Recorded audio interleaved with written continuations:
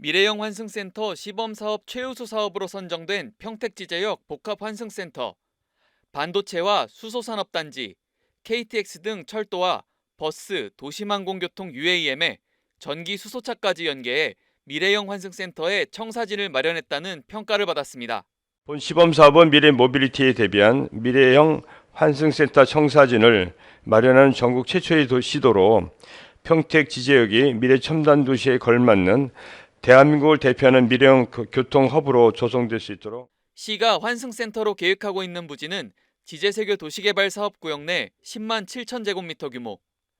하지만 평택시가 환승센터 건립을 위한 사업 부지를 확보하기 어렵다는 전망이 나오면서 사업 추진에 빨간불이 켜졌습니다. 시는 지난 2021년 지제세교 개발조합과 해당 부지에 대한 매매 계약을 체결했는데 조합은 소유권이 없었던 것으로 드러났습니다.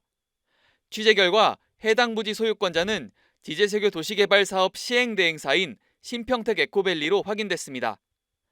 지제세교조합은 지난 2019년 사업비 확보를 위해 해당 부지를 채비지 형태로 신평택 에코밸리에 매각한 상태였습니다.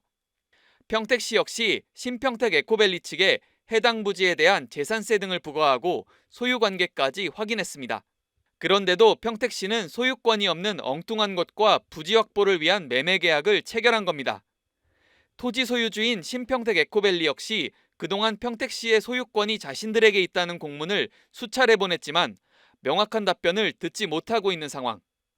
뿐만 아니라 이 과정에서 당시 평택시 담당 과장이 조합 개발 사업에 대한 공사 중지를 빌미로 해당 계약을 종용했다는 폭로까지 나왔습니다. 개발계획과 실시계획 그리고 환지계 인가를 토대로 환지 예정지를 재지정하려 했지만 평택시가 이를 인정하지 않았고 청문회까지 개최하면서 이행하지 않으면 공사를 중지하겠다고 처분한 것입니다. 일련의 행정처분은 정결로 처분한 것이 대부분입니다. 저도 왜 그런 처분을 했는지는 잘 이해하지 못합니다. 지금 조합의 그 사업 장기화는 물론 기회비용으로 아마도 수백억 원은 잃은 것으로 제가 추정되고 있습니다. 평택시가 조합 측과 계약한 매매 가격도 30% 이상 낮은 가격이었습니다.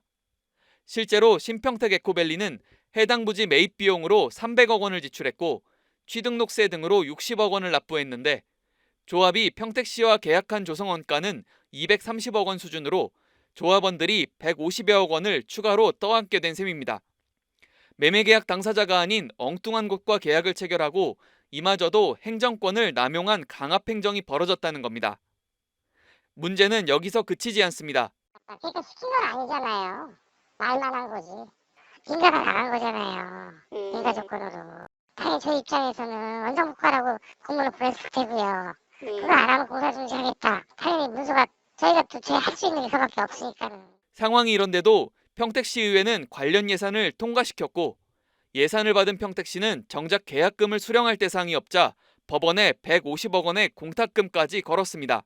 환승센터 부지가 민간 소유라는 사실을 알면서도 행정권을 남용해 싼 값에 부지를 확보하려 한 것도 모자라 시민 열세로 소송까지 벌이고 있는 셈입니다. 평택시는 결과적으로 공사 중지가 이뤄지지 않았고 인가 조건대로 이행하려 했을 뿐이라는 입장입니다.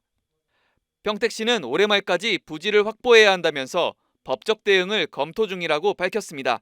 일부 지제세교조합 관계자들은 이에 대해 국민권익위 진정과 검찰 고발을 준비 중인 것으로 알려져 환승센터 사업을 둘러싼 갈등의 골은 더욱 깊어질 전망입니다. OBC 더원방송 손세준입니다.